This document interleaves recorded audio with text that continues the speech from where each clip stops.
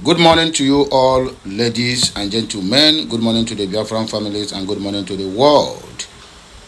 This message is once preached by Mike OZEKOHME, who says that Nigeria is on a journey of no return.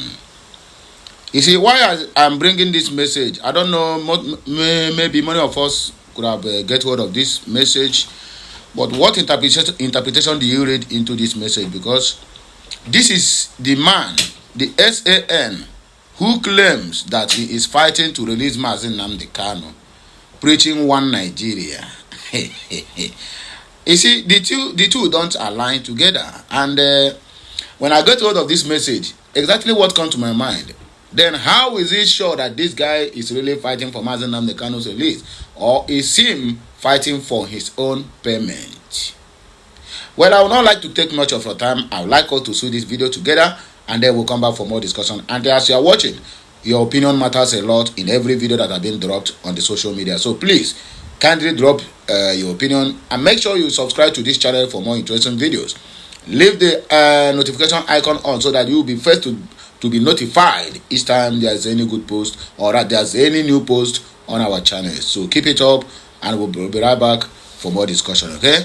I, Okulora, is always here to serve you. Okay, let's go there. There's no time to take time.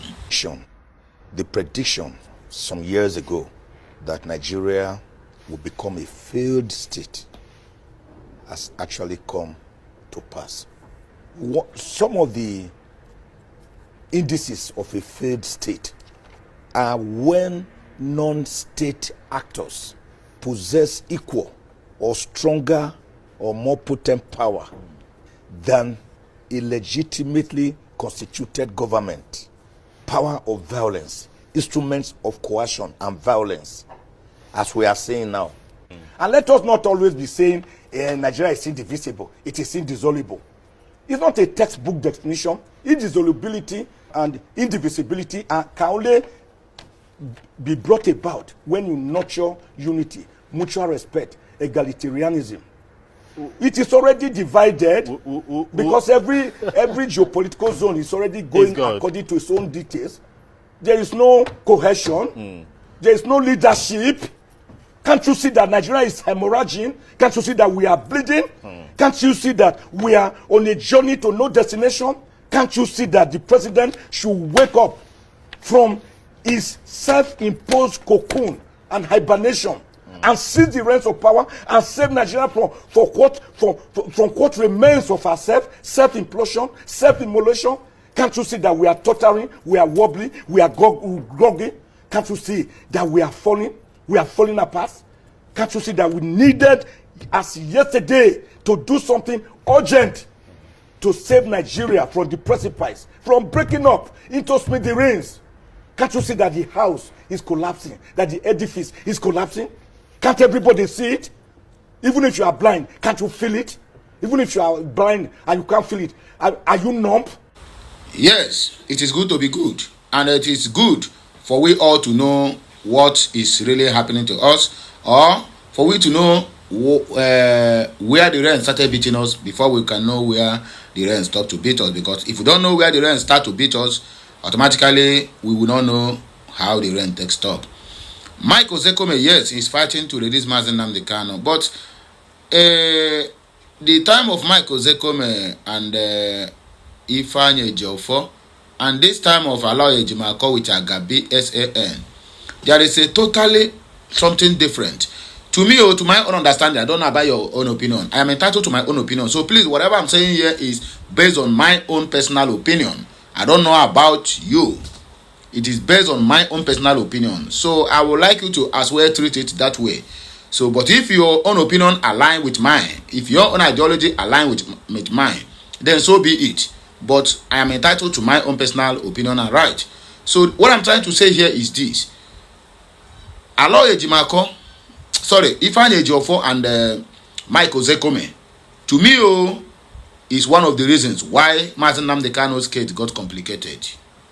They are the part of the problem Nnamdi Kanu have initially before they begin to make amends. I don't want to look into that. After all, the secured injunction, discharged and acquitted, clear him of all charges. Then, after clearing him of all charges, after the charge and acquitted, where are we? We are still here 10 years later in the same matter, dragging left, right, and center, trial upon trial. I don't know if you have bothered to ask yourself this question. How do we get to this point? What really gone wrong on Nnamdi Kanu's case? Because somebody somewhere complicated the issue of Nnamdi Kanu. Let's forget about whatever that has been said. Let's forget about the rulings of the so-called appeal court. Let's forget about the rulings of the High Court in Umuahia and Enugu State. The fact still remains that the people who handled Nnamdi Kanu's case in the previously did not do the right thing.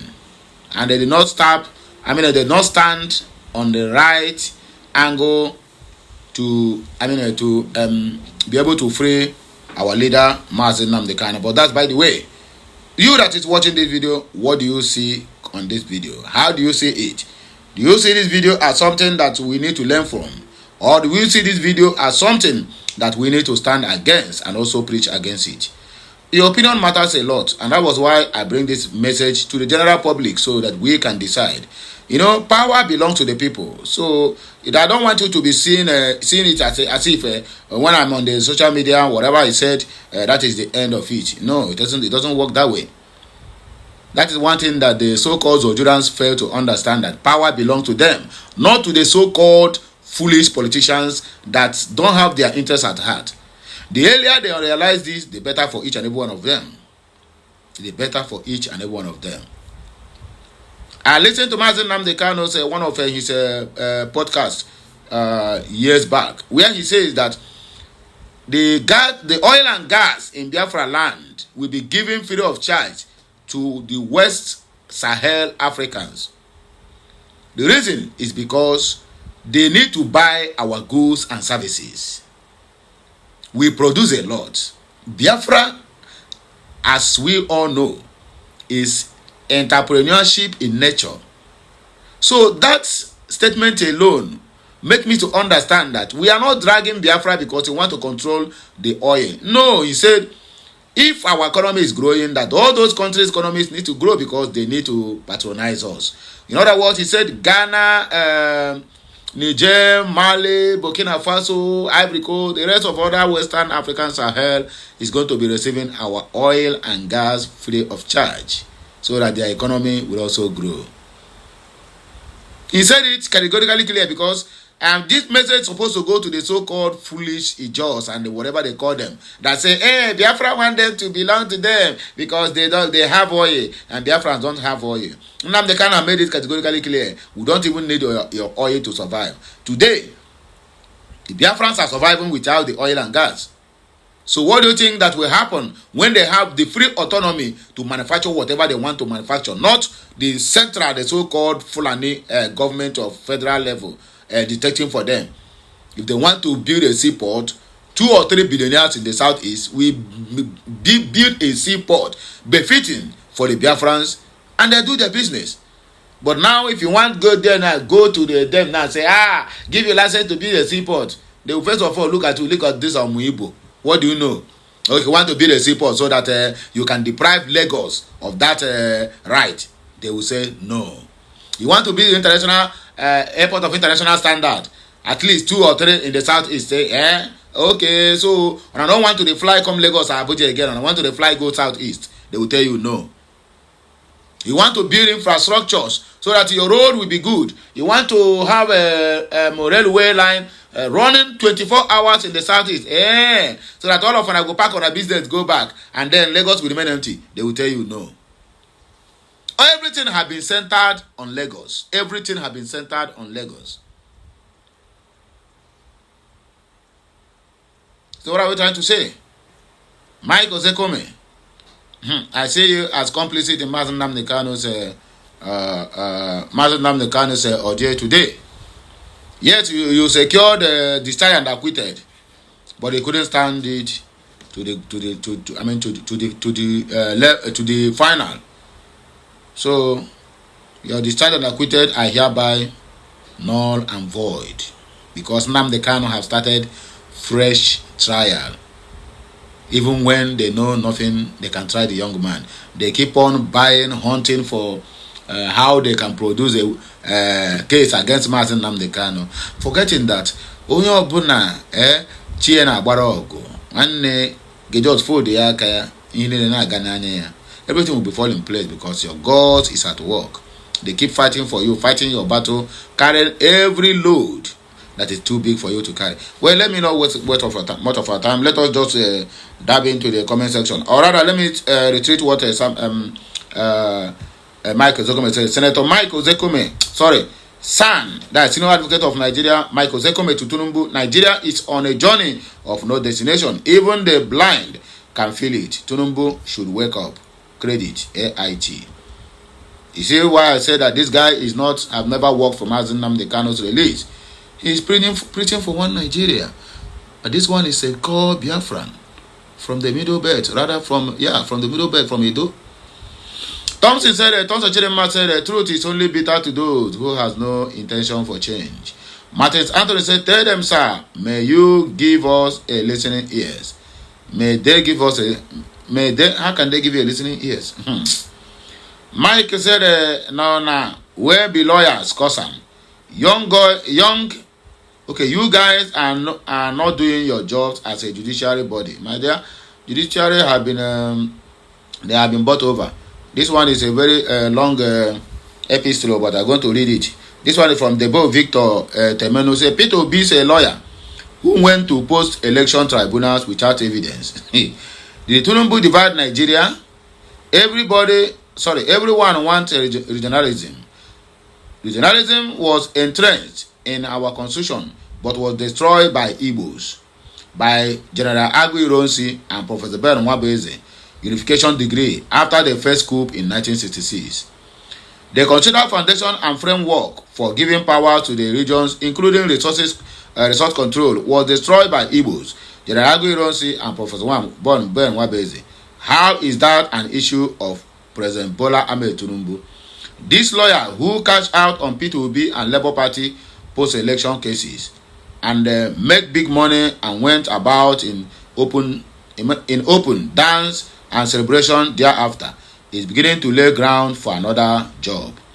Tinubu will win in 2027. This man is advertising himself again for another post-election tribunal's job. Well done, Oga. Keep making money on P2B's mystery smart man.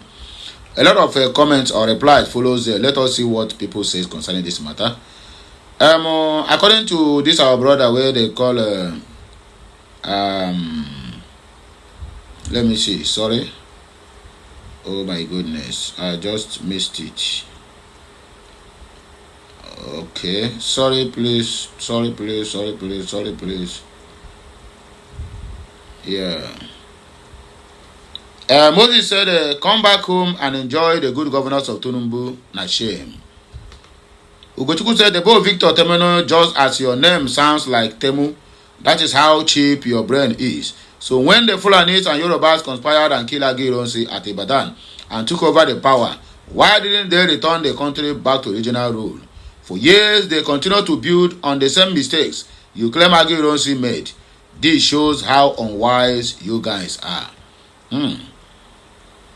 Ube said, abeg, come back, make you come enjoy Tinubu government. So because he is not the cause of it, which you know, that he is already the worst president in Nigerian history. Does that mean you shouldn't struggle to fix the country? Or in Canada, where you are, does the Prime Minister start campaigning just 2 years into his tenure despite doing a bad job?